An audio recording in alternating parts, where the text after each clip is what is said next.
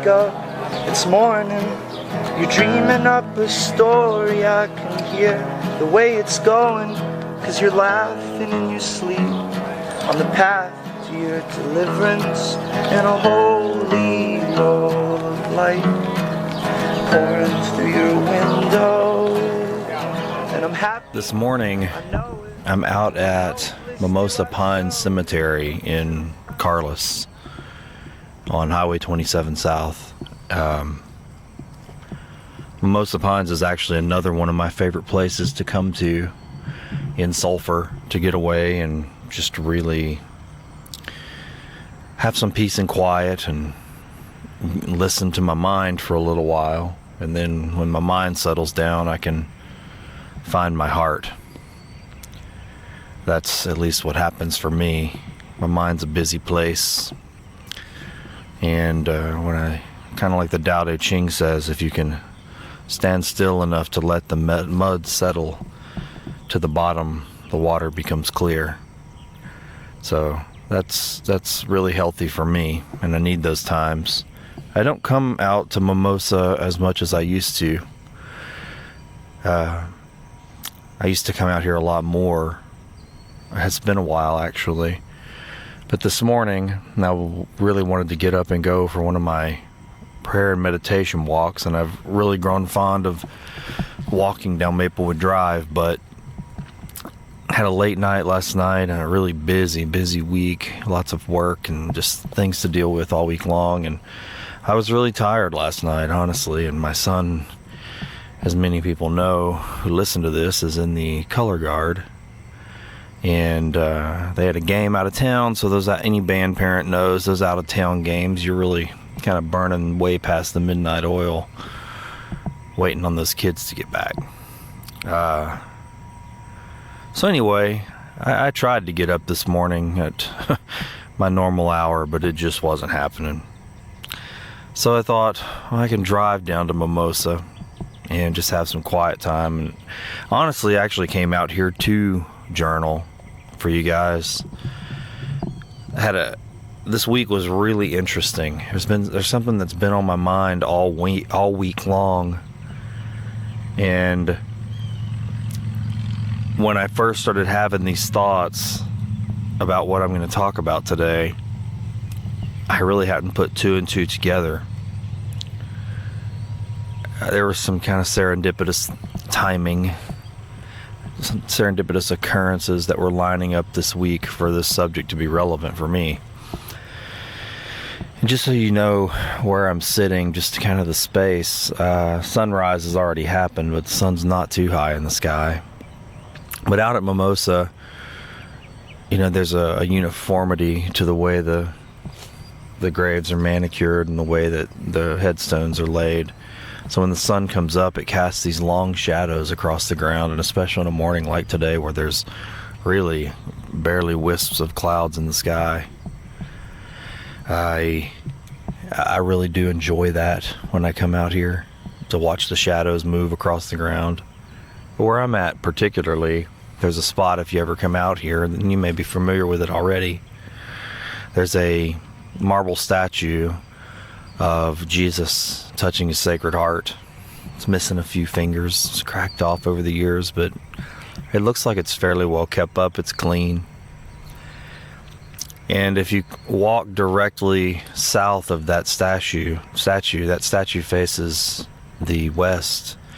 But if you walk directly south of that statue, there's a tree and a little concrete bench, and it actually casts a nice shadow over you for quite a while. So for times when it's warm out here, I love coming out here to think and read or write, because it's kind of cool. It's actually not too hot this morning.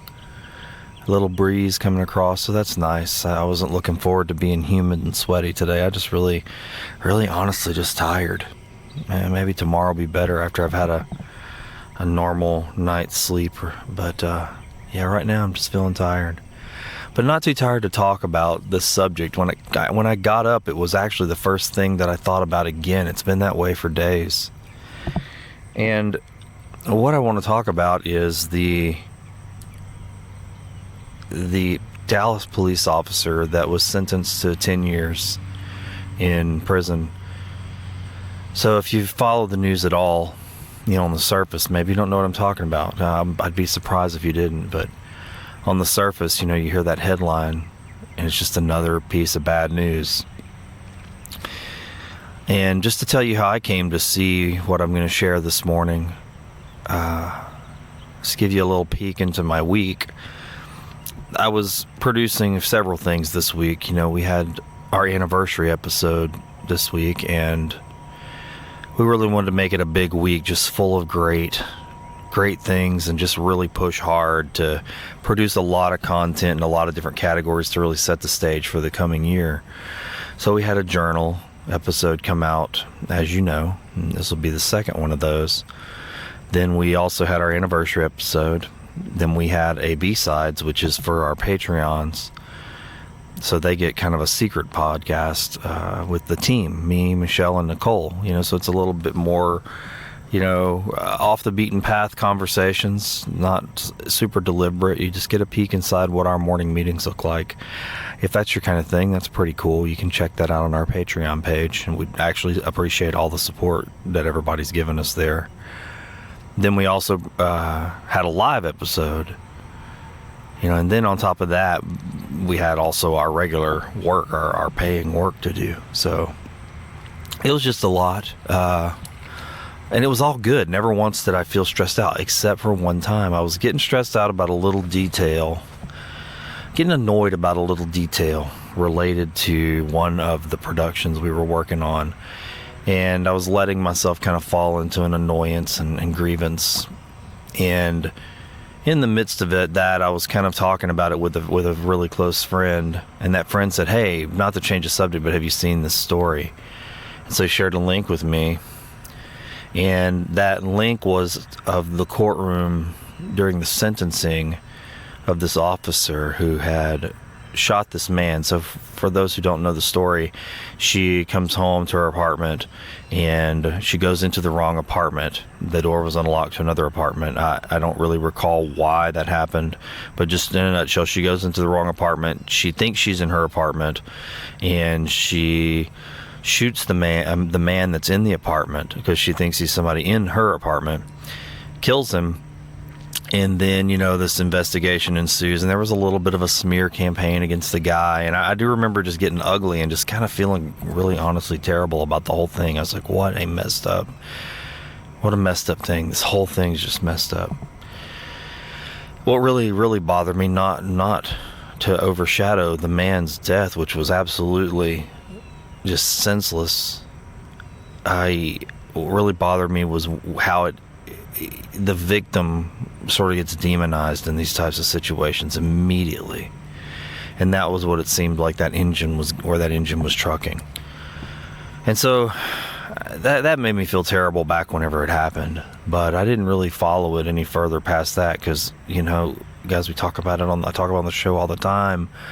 News just trucks along, and then there's always something bad coming right behind it, which, as you know, I won't get on that again, but is the motivation behind Find the Good News, to talk about and put information out there that's different than what we're used to consuming.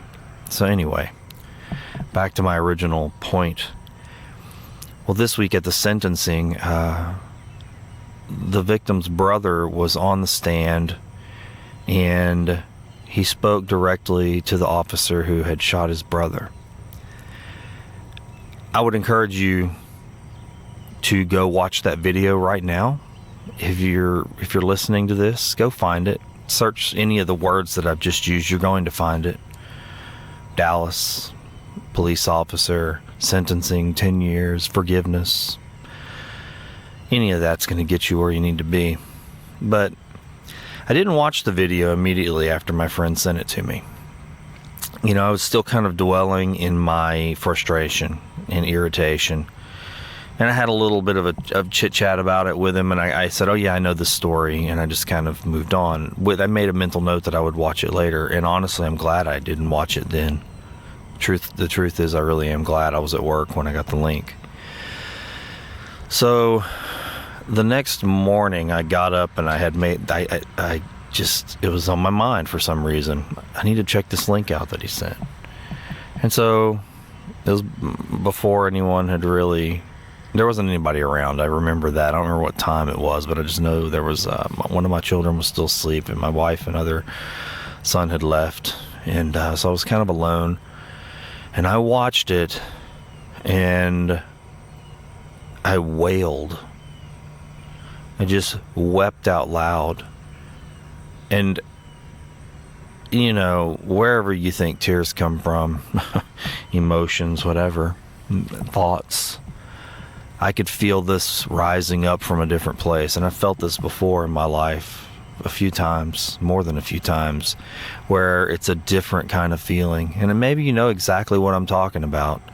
It starts, I'm sure it starts in your mind somewhere because you're processing what you're experiencing. But then the feeling changes. It moves to a different part. And for me, it always moves to the center of my chest. Like it's something that swells up from that place, rises up into my throat and my eyes, and then the sounds, the weeping. And you know, I gotta tell you, we say weeping. I don't want you to think I mean weeping out of pain, but I will say that it was some sorrow. Sorrow is the real word for that. It was like this just overwhelming feeling that I was, as I watched this person, this brother to the victim, forgive and show mercy to the person who had killed his brother in what will end up being just such a senseless death. And what I really got to say about that was the way this young man spoke. The things that really, upon reflection, that stood out to me was that he didn't have a Bible in his hand. He wore no outward display of his religion, which he's a Christian. When you watch the video, you'll see he's obviously a Christian because he uses Christian language. But what he says is very, very clean and very simple. It isn't some highbrow theological drivel, which again, I don't mean that in drivel sounds derogatory. I mean, I enjoy theology. I just, compared to what I saw in this video of this man, it reduces everything written about mercy and love and compassion to ash in the simplest way. Yeah. The longest form of prose can't capture what I saw. And you may have a different opinion of that. I don't know. But for me, in that moment when I saw it, I will just say I felt like I was in the presence of what I have come to experience as God, which is just an overwhelming, endless source of mercy and compassion. And love, just love. We hear it all the time. People say it and we walk away from it pretty quickly too, that God is love. I mean, I've heard it my whole life, and I've seen the same people who say those words turn around and do things that are certainly not loving. In fact, I found it to be, it's confounding sometimes if we say God is love, you know, completely and totally. It makes me think that maybe we don't really fully understand what love is, because we can quickly shift to identifying God as another type of force. But I've come to believe that love is a force, and I felt it when I watched that young man say what he said. And then where it really tilted the scales of mercy for me was when he just humbly asked the judge to allow him to go hug the officer. And she does. He asked twice, and you can see on his face that he's almost desperate to hug her. There was a quivering in his voice that just affected me, like, please, please.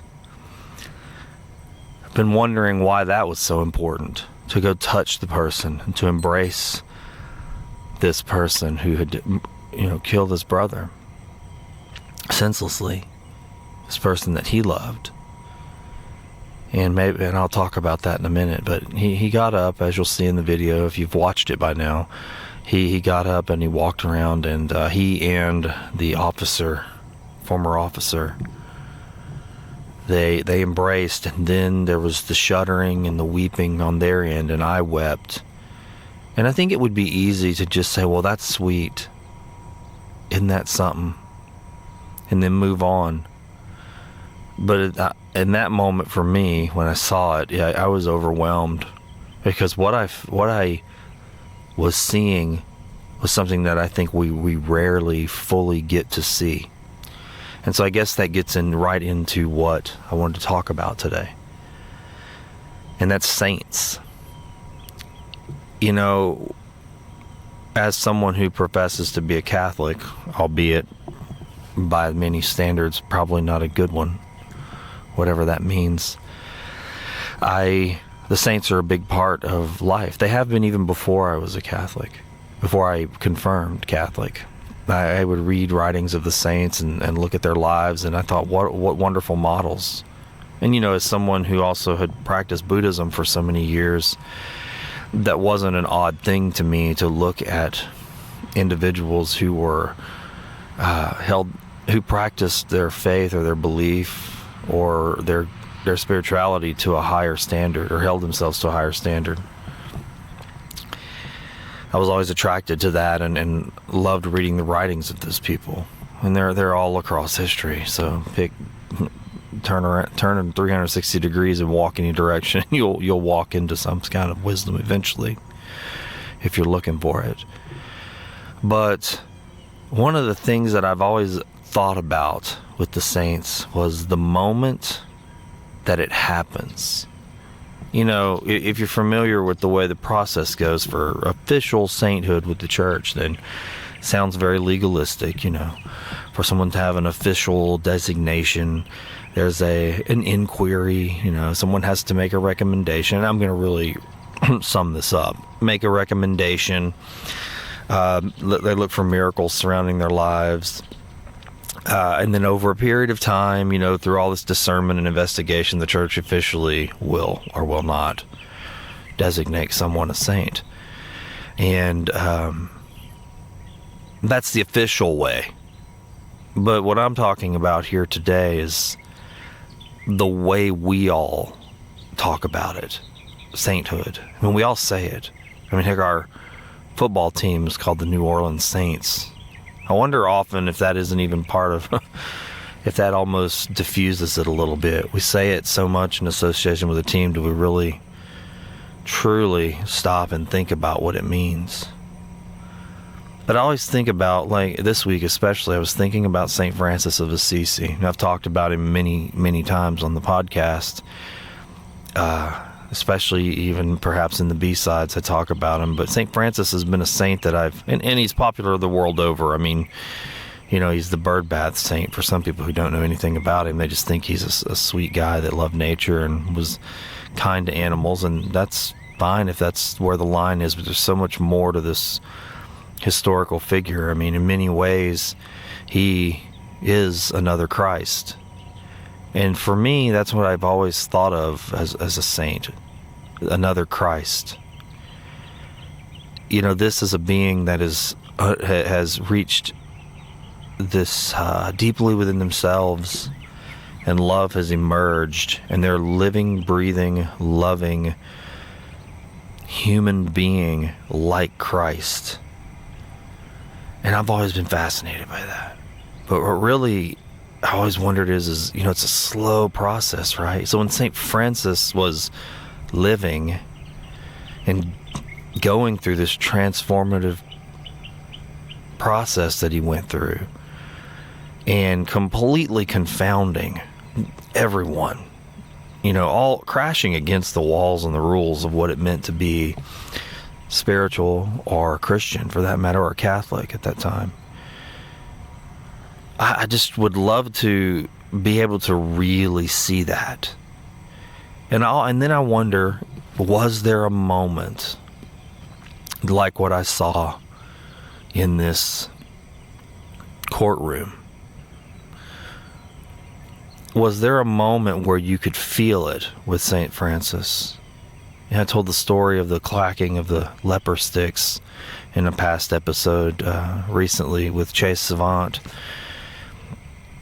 And I wonder, was that the moment? Was that the moment where, if you want to imagine it visually, a bubble of love spread off of his being and continued to encompass everything around it, around him?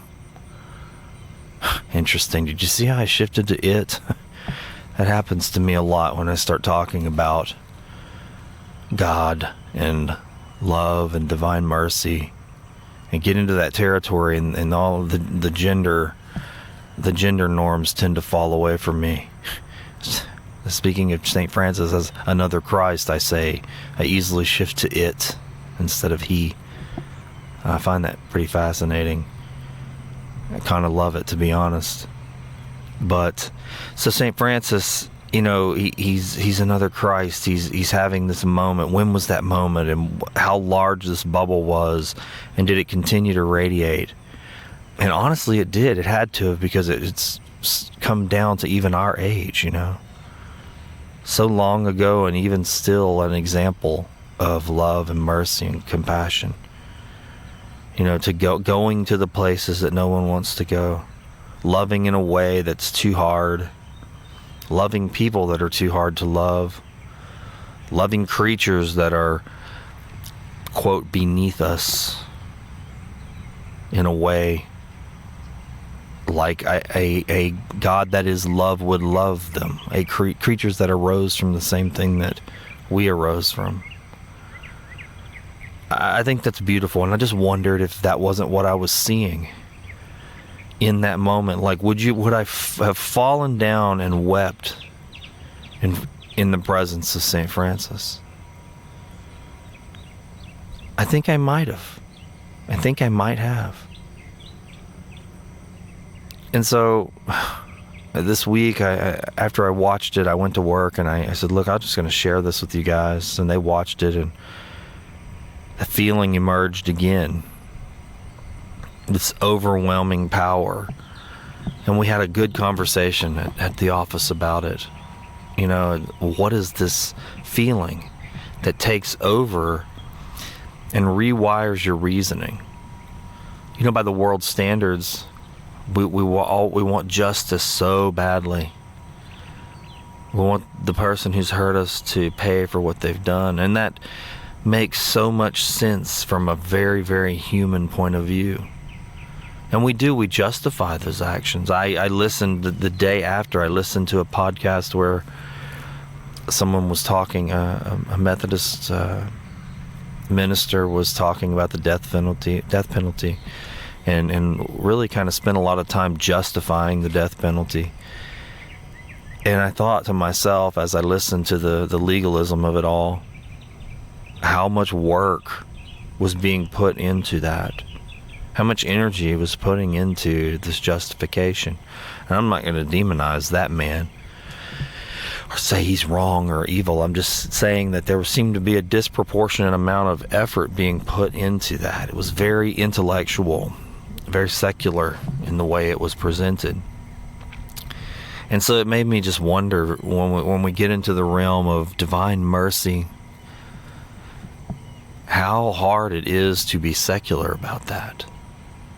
Which brings me to another saint that came up this week, because her feast day is actually this morning. And that's St. Faustina, Kowalska. Yeah, if you don't know who St. Faustina is, you've potentially seen an image that I'm sure you may know, many of you may know, but many of you may not know, and it's called the image of the Divine Mercy. And it's a painting of Jesus. There are several of them, where he's standing and walking towards you.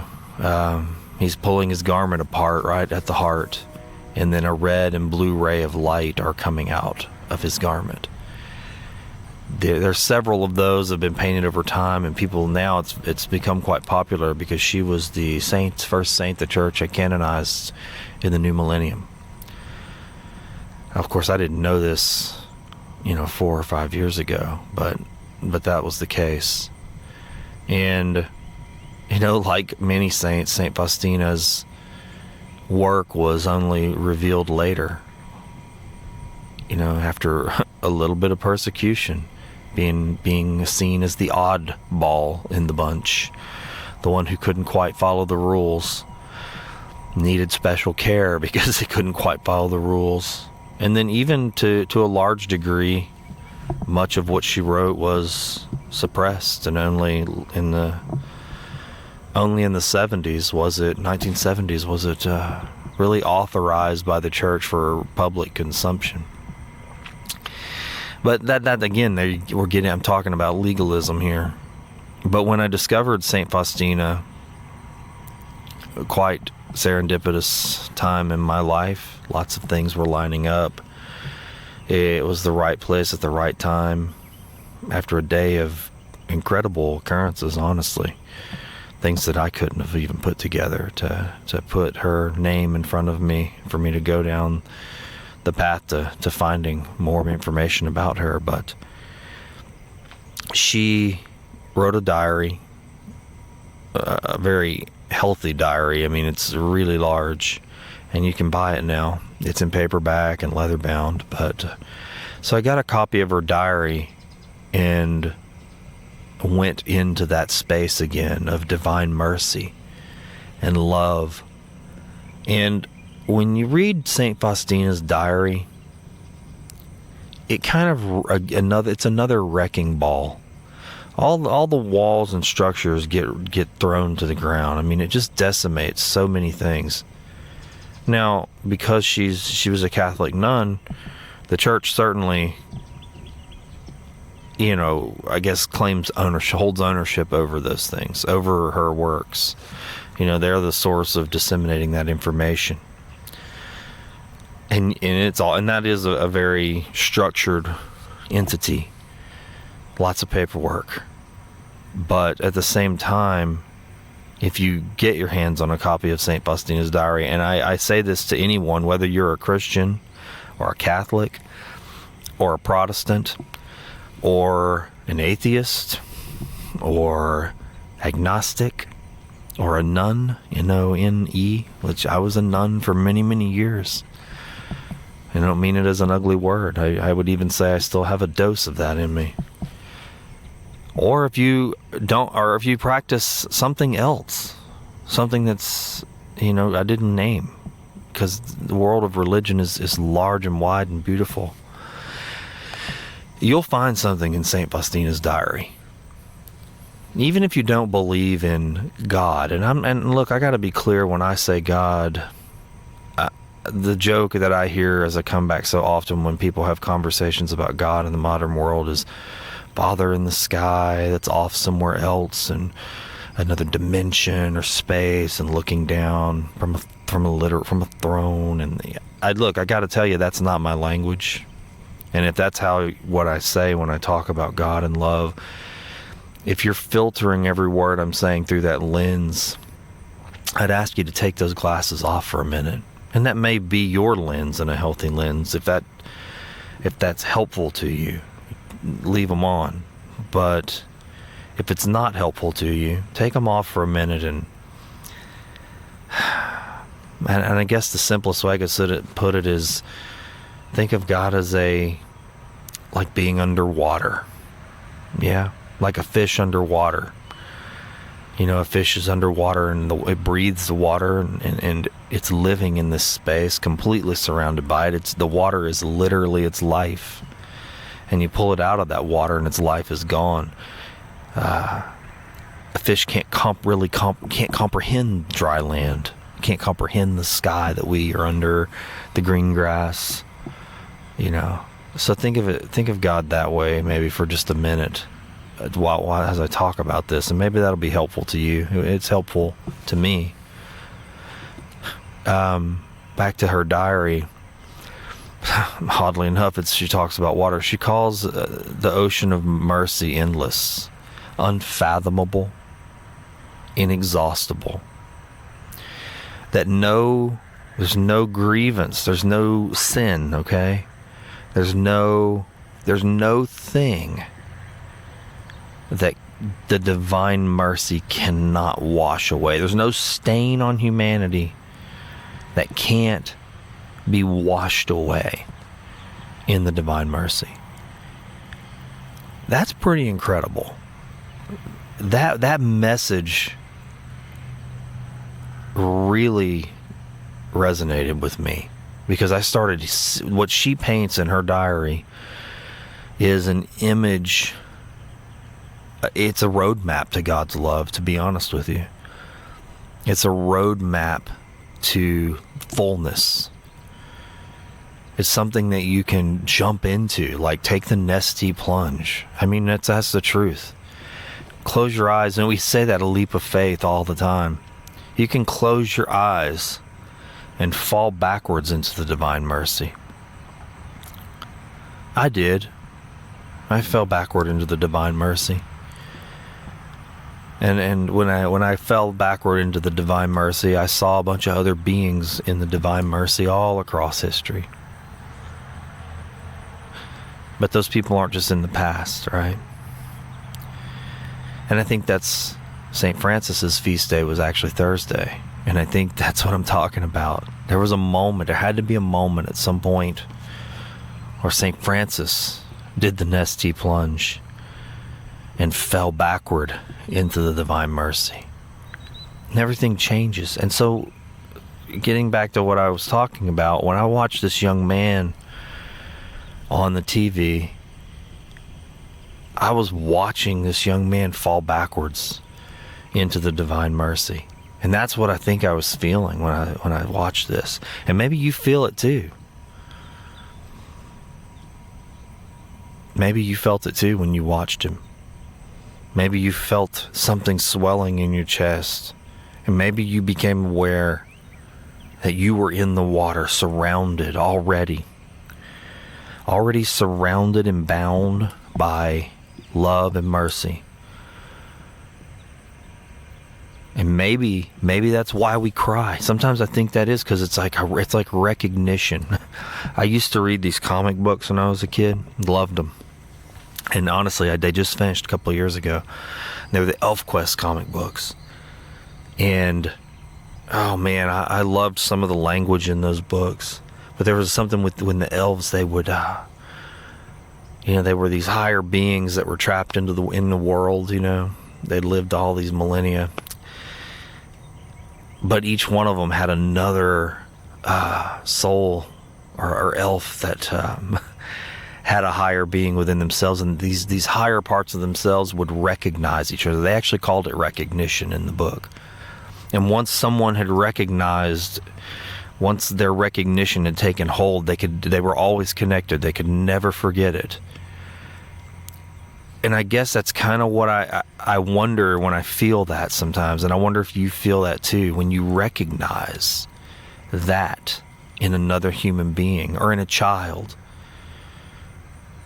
What the type of sainthood I'm talking about today is not the type of official sainthood that you're going to get through the entity of the church. No one's going to lift that young man up who has forgiven and embraced his brother's killer. They're not going to lift him up and make prayer cards. They're not going to do an investigation and find 3 miracles around him. He's not going to be beatified. There's not going to be marble statues of him like the one that I'm looking at right here of the Sacred Heart of Jesus. But if you're like me, and maybe you are, maybe you're not, then maybe you'll see what I saw, and I saw a saint. I saw the moment of sainthood. I saw Christ, and I said that to my team. I said, when the ex-officer walked into his arms it was like a pulse went out that just moved right through all of us. And in that moment, for her, and if you're a Christian, then you'll know what I'm talking about. Or maybe even if you're not a Christian, you know what I'm talking about. That's another Christ right there. And that's what that's the beautiful thing for me about being a Christian, is that you can be another Christ. And in that moment, he was another Christ, crashing through the court system, crashing through the legalism, crashing through the paperwork, crashing through the sentencing, the payment that she had to give back for taking this person's life, which many say was too lenient. The divine mercy showed up in that embrace. The divine mercy showed up in his forgiveness. The divine mercy was there in his simple, clean words, and his willingness to love. And in that moment, yeah, I believe it. He was another Christ. He was another Christ, and she was being held by the organism of Christ. And I've talked about that with other guests. You know, we had an episode called The Organism. And it was titled that because that's really what we were talking about. In Christian language, you know, we talk about this, the body of Christ, and the church being the body of Christ. But if you take those things away and you really start to think about what does that mean, you know, the vine, and to be one of these sweet pieces of fruit on that vine that someone can consume and nourish themselves with. You know, maybe that's what we ought to all try to be. Another Christ. And to do that, you just have to love people. Love people generally, but be willing to love people like St. Faustina talked about, in an inexhaustible way. That breaks through so many things that I hear out in the world. And so many things that I hear in my own mind, honestly, in my heart. I'm not always forgiving. If you listened to the last episode, the last journal entry, I talked about that. You know, these stones of resentment in my heart, and how those stones of resentment are maybe the path forward. If I can take them out of my heart and lay them down, I can make a path. And I think that's relevant to what I saw. That brother showing the divine mercy and allowing himself to be another Christ, using the language I'm using today. He's taking these things that could have potentially just been stones for the destruction of more human beings. Things that would have only led to more pain and suffering. Will this woman serve her time for killing his brother? She will. Is it lenient enough by human standards, or fair enough, or more, or just enough by human standards? Probably not. We want our cup of blood so badly, but honestly, that's not what we're here for. We only have those things in place because of the pain and suffering in the world. But that love that he showed her could really transform the world if we attempted it. It's like a fire. I've been thinking about that every day since I saw it. And then to have that in front of me, and then to move through the feast of St. Francis, and then move in today, the feast day of St. Faustina, it's just a reminder of why I'm so grateful that I discovered the divine mercy all those years ago. You know, and as a Catholic, a confirmed Catholic, this is probably a statement that would really, probably not something anybody wants to hear, but I'm more thankful that I found the divine mercy than I am that I confirmed in the church. You know, and while the diary of St. Faustina is written on pieces of paper, that's the way I was able to get the information and learn what she was experiencing. I felt muddled down by pieces of paper when I entered the church. Felt like it was just a paper trail. It was becoming a paper trail, and it was so important to have all the papers. And what I read in St. Faustina's diary is, you know, she faced many of the same things, and she succumbed and followed along quite well. You know, she was in a convent. But her words rage against that. And those words, if I must say, without spilling too much of it, if you're going to read the diary, and I hope you do, with an open mind and heart, just understand that she believed she was talking to the entity, the actual presence and person of Jesus, historical Jesus, living Jesus, appearing to her. Now that for some people, that just wrecks them. That takes them right out, and that'll probably may take some of you out. You may go, well, I'm not reading that. I think there's a sentiment in the world today where if somebody tells you that, you think it's foolish, that we think it's foolishness, it's fantasy. But what I find also at the same time is there are other things that we believe in that are just as fantastical and just as seem just as silly to what I guess would be a high intellectual mind, a learned person. But we don't think they're silly. But maybe you think I'm silly. I don't know. That might be the case too. But if you don't think I'm silly, and you trust me just a little bit, maybe you do, and I hope you do. I want you to. I encourage you to learn more about St. Francis, certainly, and get yourself a copy of the Diary of St. Faustina. I have a copy with me here. I'm going to read it this morning. It's covered in red ink. I've probably never underlined so many things in any book in my life. The title of her diary is Divine Mercy in My Soul. You can probably get a used copy. Sometimes I find them at Goodwills and thrift stores, and I try to rescue them and give them away. In fact, I just gave one to another one of the guests, another person who had been on Find the Good News. You know, and she texted me and told me that she was enjoying it. It's just all about transformation. And I mean, granted, there's language all across the world about transformation. But there's something very, very special about mercy. It's something special about it because we want it. We're one of the only creatures that really shows it and can contemplate it.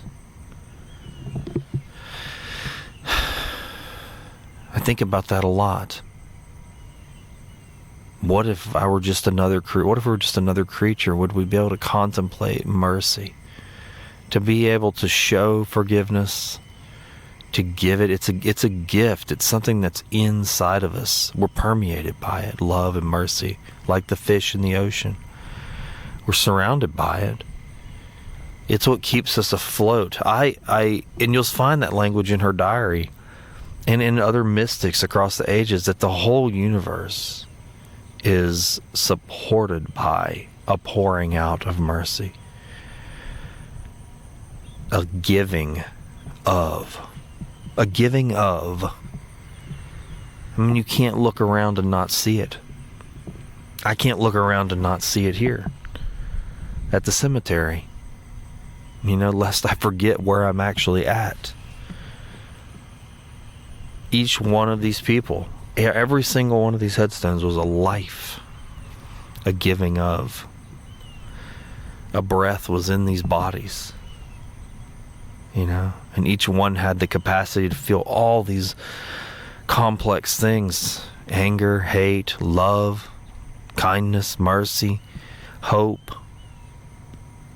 That's why I love this place sometimes. I love to just walk amongst these headstones and just, just a few, and to stop and think about each one of these people, to look at the dates on their headstones and see how much life they had.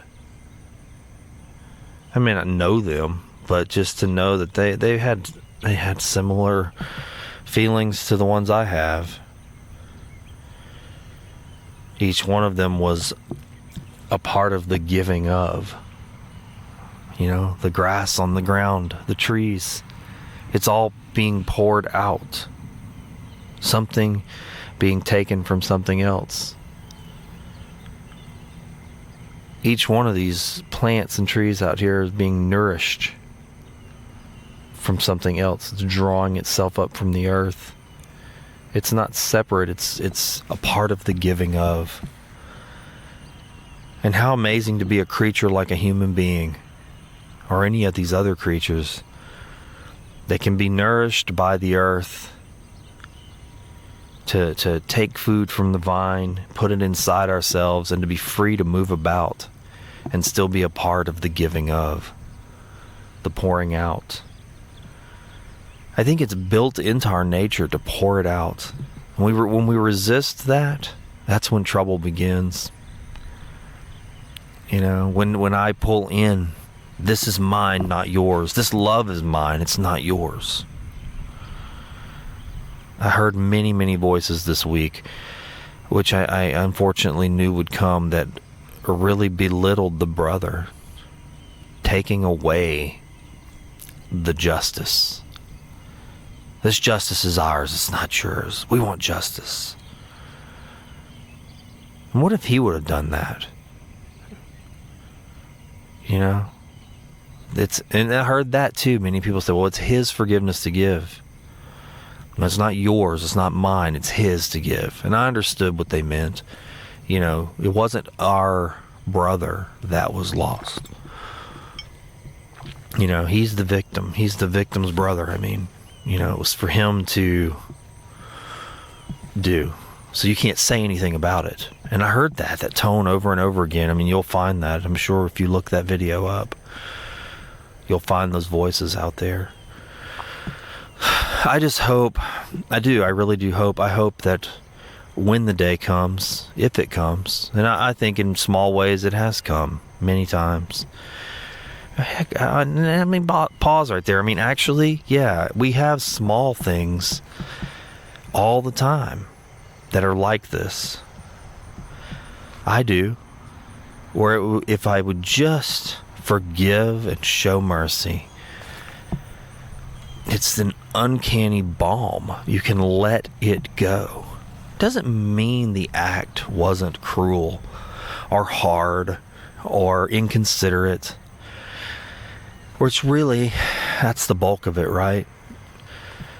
Unless you're really, really suffering or being abused or harmed, which that's real. People are. Most of the time it's just inconsiderateness. People that are just mean or unkind, say mean things, cut you off in traffic, don't show up when you want them to, don't act the way you want them to, they don't fit in your box, don't fit in my box. Even those moments are opportunities to show divine mercy, and sometimes I forget that. I'm bad about forgetting that I can show divine mercy in the small ways, not just the large ways. I don't have to have great loss to show mercy. It's the same medicine in different doses for everything. And that's the other thing about divine mercy, that it always, always has the ability to rise and meet whatever is thrown at it. And it not only meet it, but overcome it and drench it.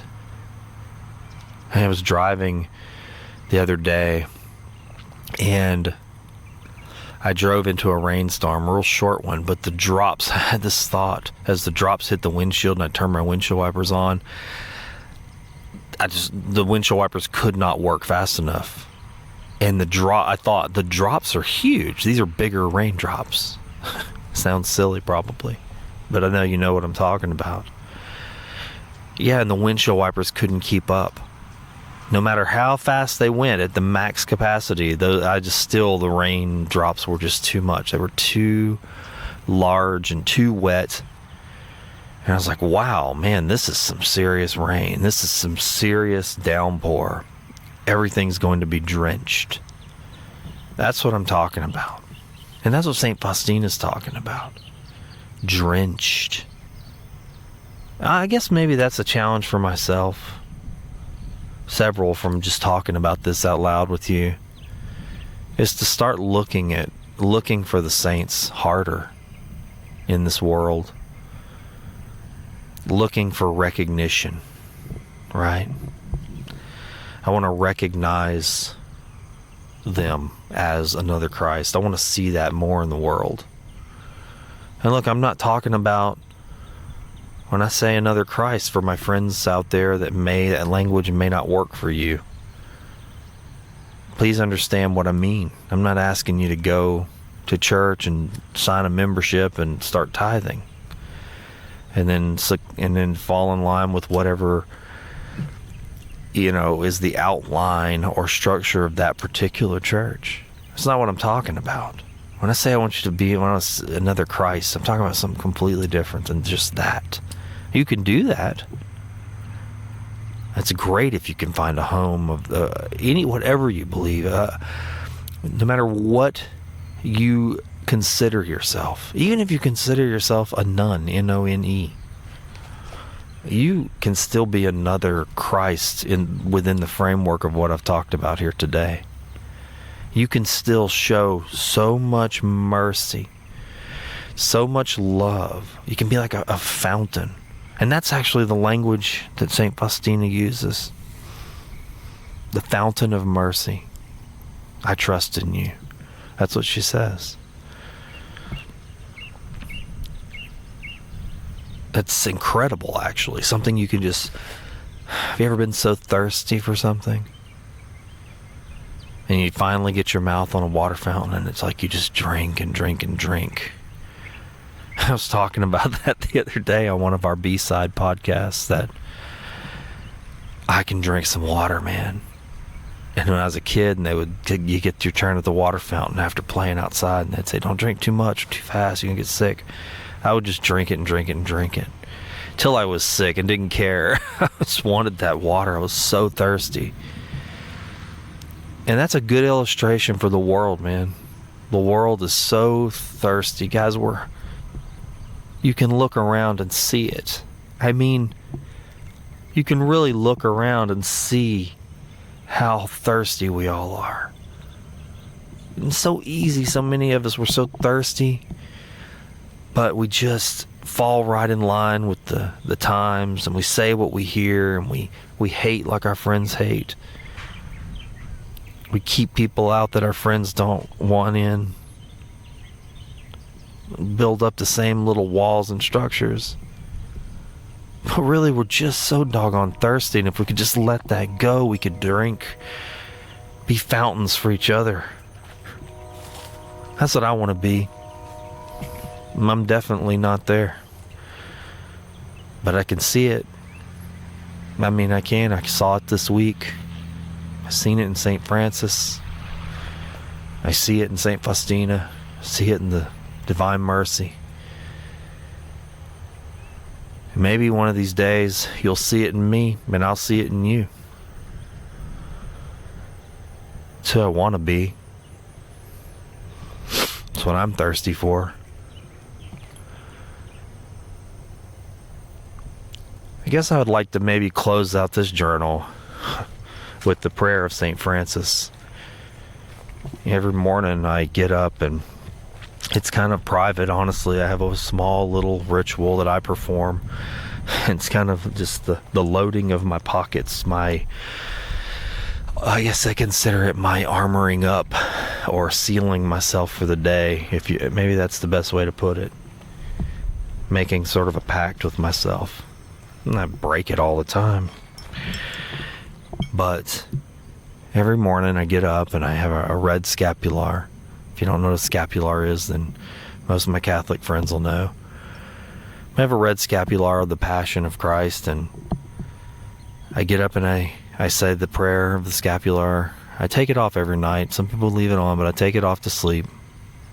But I put it on, I say the prayer, and before I place it over my head to remind myself what I lean on.